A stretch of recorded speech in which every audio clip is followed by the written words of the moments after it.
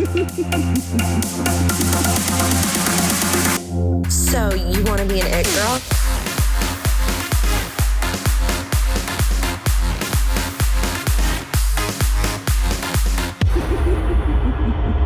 Hi guys, welcome back to Confessions of a Wannabe It Girl. I'm joined again by the lovely Hannah Gross to talk about something completely different. We're talking about health. I'm so excited to have you back on the podcast, Hannah. Welcome back.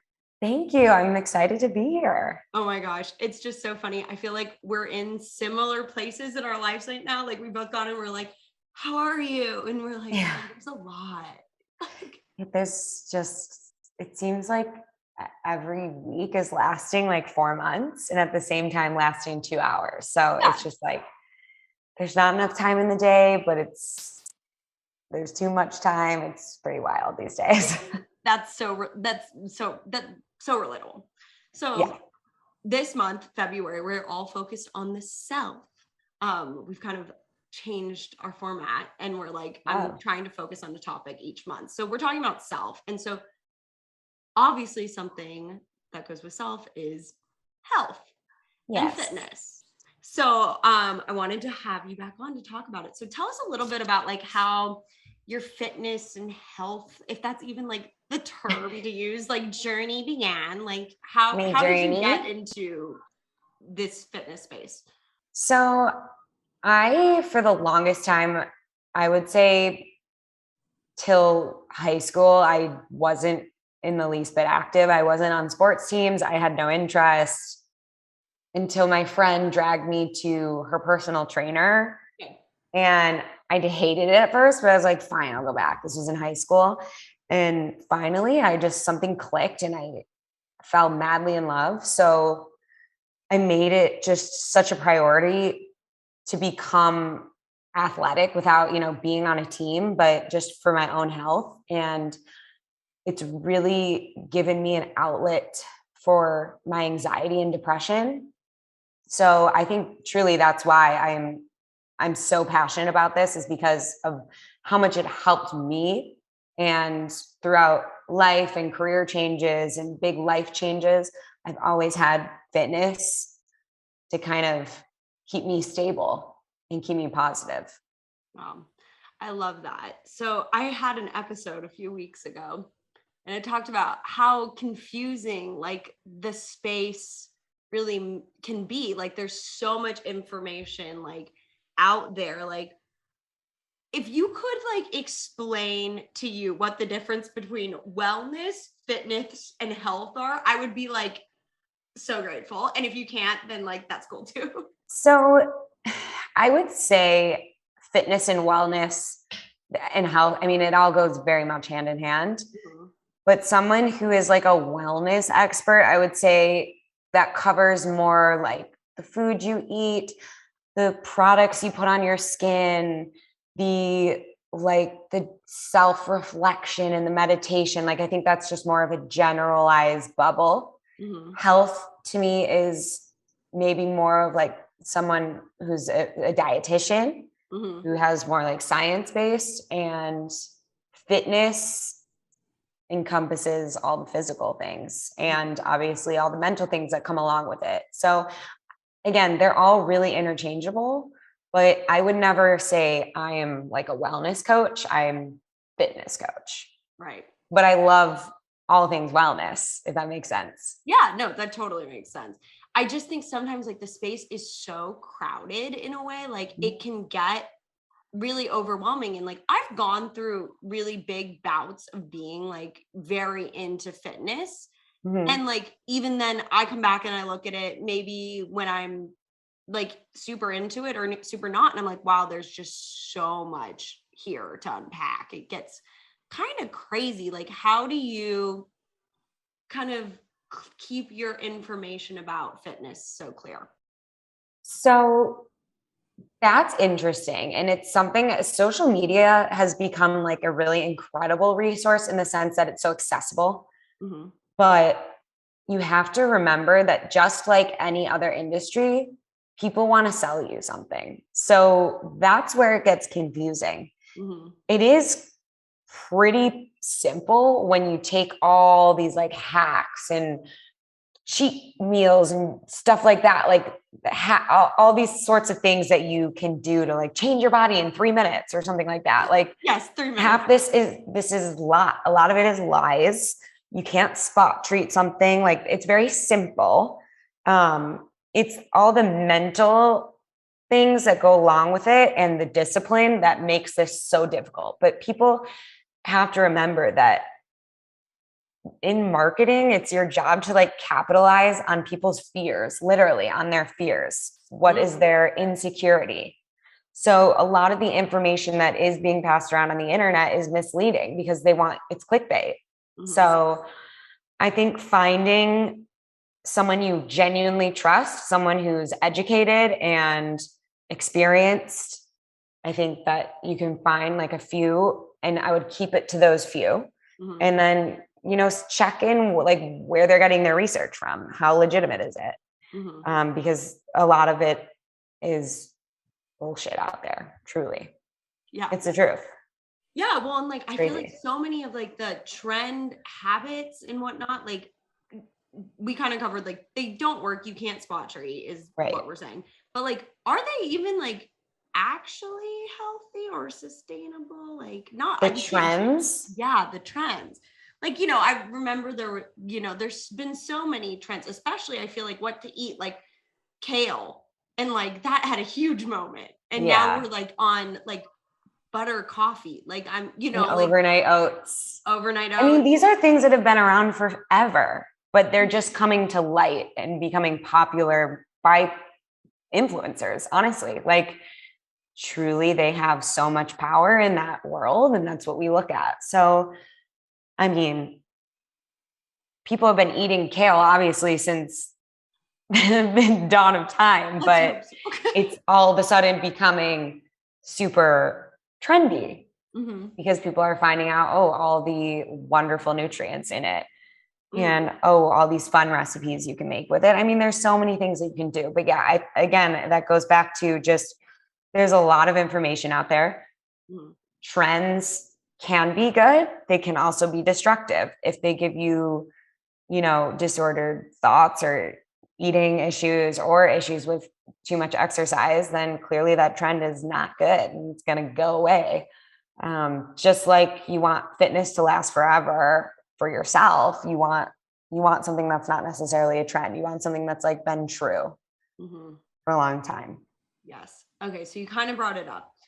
Like there's kind of an unhealthy standard of what health is. And like, the trends of like, I mean, I don't know. So this is why I need you, but like is intermittent fasting disordered eating? Is like, no. Okay, great. So it's not disordered eating. So there's no such thing. And the issue with trends in general is that it's not a one size fits all. There's certain people who really benefit from intermittent fasting, but then there's people who are diabetic that does not make sense. That doesn't work. Same thing with keto. Like that's super beneficial for one body type, but not necessarily the other. So that's where it can get dangerous. The people that I follow on Instagram who are feeding information out into the world, they always talk about balance. And even my favorite dietitians who are extremely educated, they talk about balance. And that is what's most important: balance and consistency.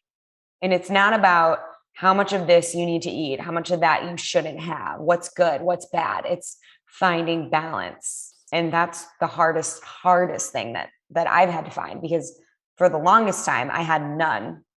I was not always super fit. Like I would try really hard. I have past experiences with an eating disorder. Like I know what it feels like to be so overwhelmed by information and just things out there that you just listen to blindly to, and it doesn't work and you try so hard. So I want to make it more transparent for others and make it easily attainable. Right. For all. you look fantastic. Oh, thank you. Like, but like, you know, like, and so I'm like, what is she doing? What is she doing? You know, because like, I feel like so many people get, and myself totally included, get into this mindset of like, oh, well, if I just do what she does, that will work. Right. And like, you know, with yourself, like, what is like, how is that balance working for you now? How did you find it? Take us through that journey. I'm going to thank my therapist. I couldn't recommend therapy enough. It just, you need to have a voice or reason and someone to talk to who has no bias or anything. That truly, and like, I'm going to thank myself as well because of the work that I put in to find balance. You can't just like wish for it, just like everything in life. You have to actively work on it and be aware and mindful. So I mean, the balance mainly truly came from therapy, and then finding the fitness that I did, like the exercises that I enjoyed versus the ones that I didn't, that would like exhaust me and make me have to like nap all the rest of the day and then overeat. So it was just kind of finding and navigating what I like, what I don't like. This workout works for me. I actually need more carbs than this person needs. So, I mean, I used to swear off carbs in general. And actually, the second I started putting in more carbs is when I started losing weight. Wow. It's crazy. Like, it really is crazy. You have to just find and figure it out yourself, but it takes a lot of time, it takes a lot of effort. And people aren't necessarily willing to put in that effort. Oh yeah, it's way easier to follow the influencers like 5 days and just like drink a shake. Like that's not, no. How do you stay, like, for somebody who maybe wants to get into like having a routine, like how do you stay on it? Where do you start? A great way to start for making a routine, and I will give it to influencers these days because it really is something that I've done forever that really helps, is writing it down. Making, whether it's in a journal and you're practicing your 5-minute reflecting or whatnot that everyone's talking about. I'm not hating on that at all. It's actually amazing. But, or just like getting a notebook out. Like I'll show you literally right here. I have a notebook categorizing all the things that are going on in my mind, what I like, what is important that needs to be done today, what needs to be done not in the immediate future, and what I need to absolutely chill out about and take care of in a long time. It helps compartmentalize, and it helps just like kind of take the anxiety out of your brain, throw it onto the piece of paper. It's in writing. You don't have to think about it anymore. That is the best way to get your routine in order. You can write down, you can do like somewhat of a time schedule on your phone, being like, okay, I'm going to wake up early. I'm going to do this workout.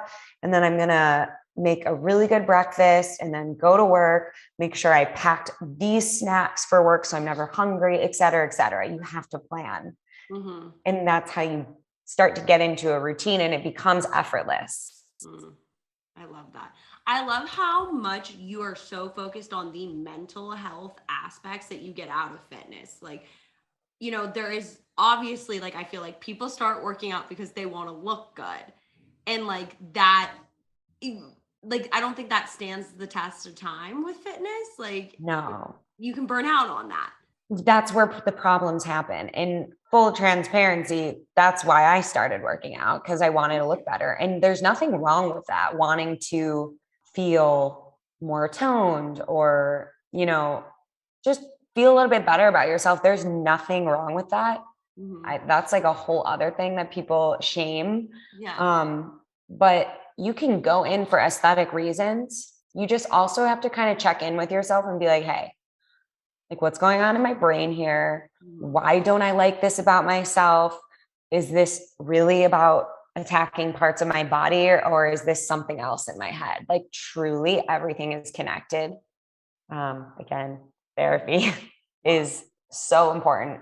But yeah, I just think that fitness it's here to stay, but it's also shifting in a much more mental outlook than just the physical aesthetics of it. We love. So what do you say when a client or, comes to you and says like, I just want to I want to lose weight.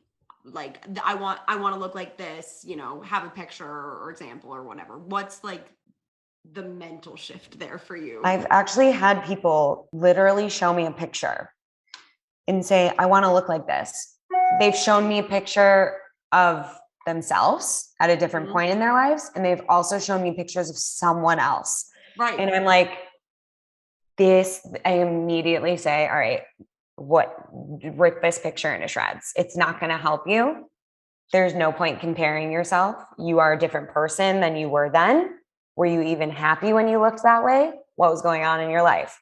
If it's someone else, like, hello, you are your own unique person. If you want to work on yourself, I'm here to help you. I'm going to help you. I'm going to hold you accountable and you'll see results, but just try to, it's okay to have aesthetic goals, but they have to be realistic and they also have to be not detrimental to your mental. Mm-hmm. Totally. Let's talk about that. Like, how do you, start working towards your realistic fitness goals? It starts with small goals. Like it's actually a part of NASM, which is one of the certifications for fitness instructors to get like legitimately certified. Mm-hmm. And there's something called SMART goals. And that's what they want to implement with clients. So it has to be sustainable. It has to be measurable. Mm-hmm. It has to be attainable. It has to be realistic. It has to be timely. So basically, you want to make sure that things are realistic. Your goals are realistic. They're not like, I want to look like Giselle in 3 months. Well, I'm never going to get the height. So like, what am I going to do? You'd be so surprised. It's like really insane. I'm like, let's take smaller goals. I've totally done it. No, same. I mean, listen, the only reason why I feel this way now is because I've gone to the craziest parts that I'm even talking about. Like, I got as crazy as it gets. So I understand why people feel and do these things. I empathize with it. But yes, they need to be realistic goals. I have a client who is like, hey, I'm getting married in a year. I would like to feel better in my dress. And I just want to feel stronger and more confident. I'm like, great. Now it's gone down to like, in 2 months, I want to do X amount of push-ups, like small goals. Mm-hmm. Then when you hit them, they feel so rewarding. Ruby. Sorry. It's so flippin' cute. Our goals, we want them to be smart. We don't want them to be unattainable. Mm-hmm. Start small and then you build up from there. We love that. So, and this goes back to kind of what we're saying of holding like the picture up of what you want your dream body to look like. And I have this theory that everybody has a dream body, but no matter what, it's usually in the beginning, not your body. Like we should make our dream bodies into your body. How do you stay like working towards it, like a goal and like not maybe see progression immediately, but keep that like, it doesn't matter. I'm still working on my fitness, like balance that we've been talking about. I can tell you that firsthand because, after recovering from an eating disorder, you go on the other end and there was a lot of binging and just trying to like ward off any, like change my relationship with food, which was equally as bad as when I was underweight. But after that, it kind of completely messed up my metabolism. It was not kind of like it messed it up. And I would eat super, super clean, no this, no that, like very restrictive. And I would work out the craziest workouts. I like to think about it now. It was like I was training for like, I felt like I was working out like I was training for a triathlon every single day, sometimes like multiple hours a day. And my body just held on to the fat. It was not coming off. And it was like that for a solid year and a half of hard work and like barely seeing results, like tiny results. And there were days that I wanted to give up? Absolutely. And there were days that I did give up. That's just a part of life. Life's hard. This process is hard. You have to just keep going. It's the exact same thing as when you're in a job and you want to go be this person, but you have to start here. You got to go to school. You got to be an intern, all these things. Like, it's the same thing with changing your body. It takes time, and people get really stubborn and impatient, but results that stick don't come quickly. They come slowly and they stay. I love There's been many times where I've yo-yoed, and that's because I would go on a really strict diet, exercise like crazy, and then I would gain it back in 3 weeks. Yeah. The point of that. Totally. I've done, I don't have fingers to count the time. Oh, like, everyone, every human. Everyone's done it. And like, but I'm also so curious, you know, like I've started having a lot of gut issues, and I'm like, oh my God. And like, I heard somebody else on a podcast talk about that can be the result of disordered eating habits. And I totally went through that in college, and I'm just like, why are these, like, the post factors of these are so much worse? And I'm like, if I had known that like I was gonna feel this like awful in my gut, I would have, I don't know if I would have stopped. I would have thought about we'd be like, oh, but nothing tastes as good as skinny, like something disgusting. Right. Oh my gosh, the toxic things out there that I used to, full disclosure, this is horrible, do not do it. But I literally had a tweet that somebody tweeted like on their phone saying like something about like imagining like your fat rolls, whatever, as you're eating food. And I would pull it up every time I thought I was overeating and reading it. It's sick. It's sick. The things we do to ourselves, it's like we would never do this to someone else. So why are we doing it to ourselves? It's so crazy. Right. Like, I'm embarrassed to admit that that's what I did, but that's what I did. And but it's also really, it's not embarrassing. Like, it needs to be known because everyone does it and they just won't admit it. Right. And something that was talked out in therapy is, why are we doing that? You know, I honestly, I know, but I'm just going to like, we know kind of, but we don't. But like, no. Yeah, exactly. We don't want to deal with it. Exactly. Like so let's get into that. I feel like you've been talking about it a lot on some of your Instagrams, like the things that like you're talking about how you're eating carbs, or that weightlifting doesn't actually bulk you up. Like, what are the things that like maybe people don't realize are actually okay to be doing, or even really good for you, like weightlifting? That is the craziest one for me, because I personally used to believe that the more weight you lift, the heavier, the bulkier you'll get. And I even had like friends or family members be like, when I got into lifting, they were like, aren't you afraid you're going to like bulk up? Not in a mean, like generally or genuinely curious and concerned. And the only way to bulk up from lifting weights is to eat in a surplus of calories. So if you are lifting crazy weights and then you go and you power eat, like you're carbo loading for a marathon, then you're going to start to gain.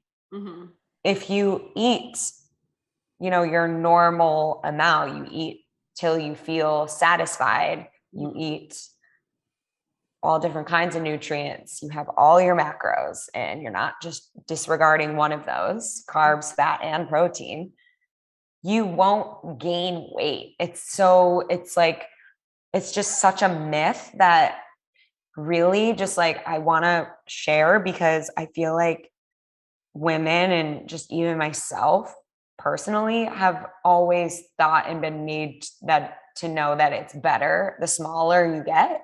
Like, the smaller you are, the better you are, the better you look. And that's just like literally not the case. When you have this thought in your mind that you should be small, you are afraid of lifting the weights. But when you walk into a gym, obviously a non-intimidating one, personally, gonna plug it in, Lift Society. I was a member there for several years before I became a teacher. And I walked in there and I felt like completely unthreatened. And I saw these big barbells. The barbell scared me. The environment didn't. And they were like, you can do it. Mm-hmm. Start with dumbbells, maybe even body weight, work your way up to the barbell.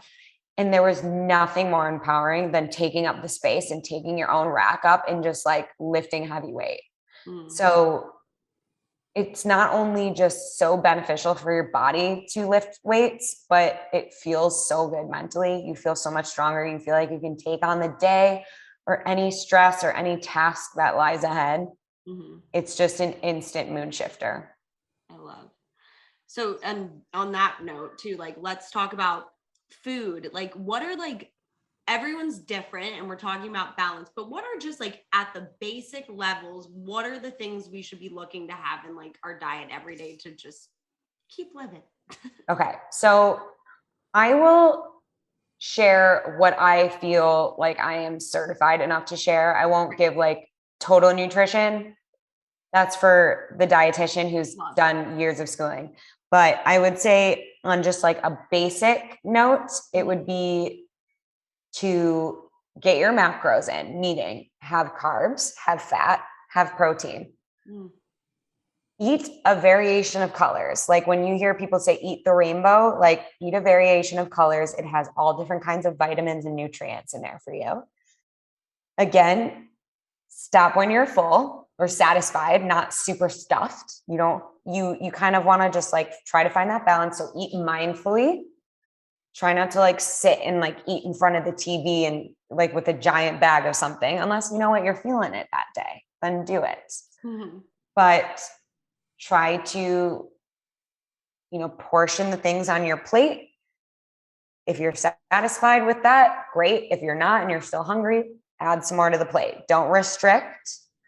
I feel like I'm throwing out so many different things, but you want to incorporate veggies often and much. Fiber is really good for you. And just don't avoid food that is deemed bad. Obviously we want to eat whole foods as much as possible, but if you are craving something and you are hungry and that is what you want, eat it. If you don't eat it, you're going to think about it all day, obsess about it. You're going to eat 100 different other things that are healthier that add up to end up being more calories than what you would spend just eating the one thing you wanted, and guarantee after you eat all those healthy things, you're still not satisfied. You're going to go binge on whatever the thing you wanted was, but have like 5 of them instead of 1. Does that make sense? Love. Yes. So like everyone is blown away that I can just take a scoop of, or even my mom, she's like, how do you just take a scoop of M&Ms? How do you not eat like the whole bag? And I'm like, how do you not eat the whole bag? Because if I don't want the whole bag, I don't eat the whole bag. If I'm full, then I'm going to stop. But if there's times that I want to eat the whole bag or I want to eat more than one bag, I'm going to eat it because I'm going to listen to what my body wants. Obviously, I want people to eat whole foods, things that are unprocessed as much as possible. But here and there, having certain processed foods, it's not going to kill you. Yeah. If anything, cutting it all out and being restrictive is only going to lead you to binging.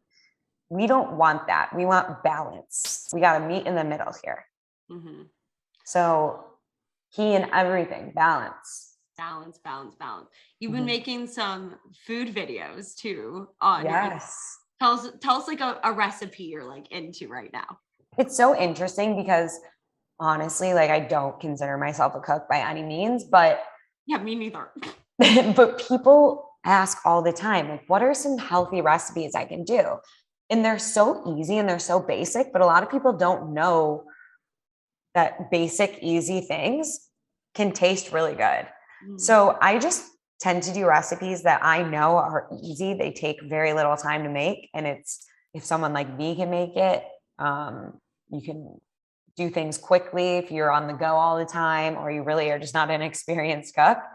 I want people to be able to have access to those recipes because don't get me wrong, I love looking at like Bon Appetit and the New York Times cooking and everything like that. But those can be really complicated recipes. So I'm like, let's just make it simple. Make your healthy things accessible, simple, easily grabbable. Yes. My other tip as far as healthy eating, and it's a big one. I tell this to all college students that I talk to as well, and people who work in offices that have just like food everywhere. Yeah. Is make sure in your kitchen, in your refrigerator, that you have easily accessible, healthy options. Mm-hmm. If you are in a hurry and you have to choose from slicing like cucumbers, getting hummus in a to-go container and whatever, like sliced turkey, or you can just go into your pantry and grab a bag of chips, what are you going to grab? The chips every time. Every time. So make it more accessible. Chop things up when you get it. Do a little bit of meal prepping so that you can, again, have little time necessary to just grab something quickly. Right. Oh, totally. I like when I did that, it was so beneficial. I even like at one point, me and my boyfriend, this was like height pandemic. We were just taking the whole bag of things with us. Oh, yeah. We started like separating out, like it was probably 1 or 2 servings, because sometimes one serving is like really, really small, and just putting it in separate bags. And then it was just like already, you already could just grab it. It makes things so much easier, Exactly. Yeah. So you're not just carrying the whole potato bag around all the time. Sometimes I still do. And we love that. And that's fine. Totally cool. Yeah, exactly. So tell us a little bit about like Sweat with Hannah. What's it like? How's it going? How does it all work? Everything. So Sweat with Hannah was very much a pandemic idea. I'd always like flirted with the idea of doing my own thing, but I didn't think it would come that soon. And I didn't think it would be virtual at all. But it came to be like truly the very beginning of the pandemic. I was beyond restless, as everyone else was, anxious, had no answers. And I don't like not having the answers to things at all. So I would start writing like workouts and stuff and send it to my friends who were like, what do I do all day? I can't go to the gym. Mm-hmm. Can you teach me a workout? And I'd be like, okay. And then I started, figuring out, because I wasn't trained at the time in mat Pilates, or I was teaching like a megaformer on a machine, and I was teaching weightlifting with barbells. So I was like, what am I going to do on the floor, like body weight or with dumbbells here? So I had to kind of relearn all of those things. And I started getting really creative with my programming and started reaching out to other friends, and it would spread like wildfire. They'd be like, can we do like a group workout, like 20 people at a time or something? And then people's offices would reach out to me and say, can we do like an office wellness day for our employees? And so I was like, okay, I need to get a platform ready. I need to get a website ready. So this is legitimate. Mm-hmm. So I found Talent Hack, which was an amazing platform for that. And they basically helped me build a website, build, my own payment system and everything like that.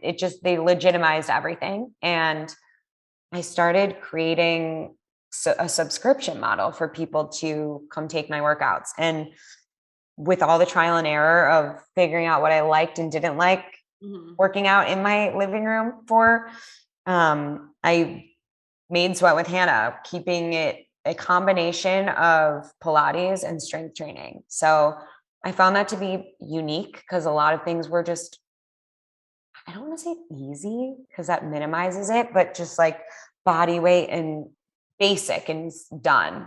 Mm-hmm. And I mean, prior to the pandemic, you could not have paid me to work out in my house. It was all about going to the gym, socializing there, getting pushed in person. Never ever worked out at home. Didn't even have equipment. Right. And then I started Sweat with Hannah, got a ton of stuff, equipment.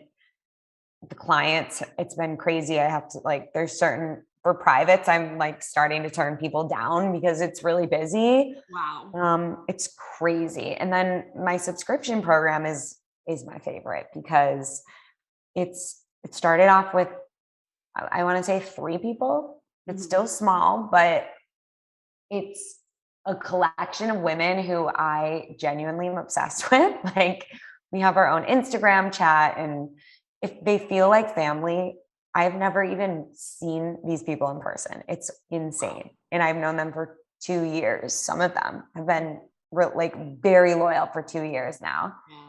It's insane, but it's an amazing supportive community. We hold each other accountable. It makes me get in my workouts because, surprisingly, as you get busier as a trainer, you don't get a workout as much. Really? Is that a thing? It is a thing, and it's the weirdest thing. And I'm like, what? I did this because I love to work out. What, can I get my workout in? But I can get my workout in with Sweat with Hannah because I'm working out with them. And it's, you have live options. If you can't make the live time, you have on demand. We do challenges all the time. I'm planning on doing like a community event of seeing people IRL. Yeah. Lots of cool things in the pipeline, but I really, really love these women. They are so strong. I've seen all of them transform.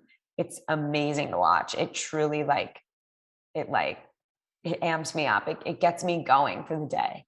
Wow. I love that. How often are these people working out every day? Is it insane, or is it 3 to 4? Like what's the recommendation? For them, or for a general recommendation for people to work out? Let's get both. Okay. So for my Sweat with Hannah crew, we have 2 live classes a week. Love. However, they have full access to an on-demand library of every single workout we've done for the past 2 years, any challenges, any extra videos I've thrown in there. So they could work out every single day. It's up to them. It's whatever works in their schedule. I want to make it easier on them. Obviously, I want them to be consistent. That's why I really, really encourage people to come to the lives. And then obviously get in some on-demands. And the challenges are really fun that hold people accountable for weeks on end. Wow. But I never, whether it's my Sweat with Hannah people or my in-person people, my lift clients, my carries clients, I'm never going to tell you to work out every single day. That's not healthy.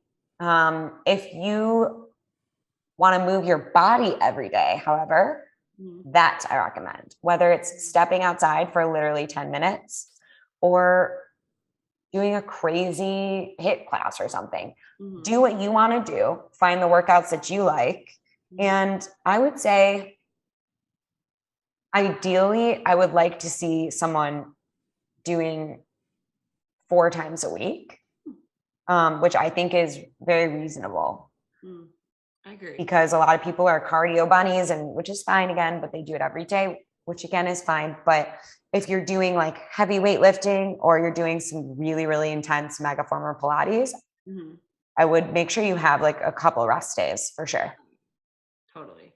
And you can do walking.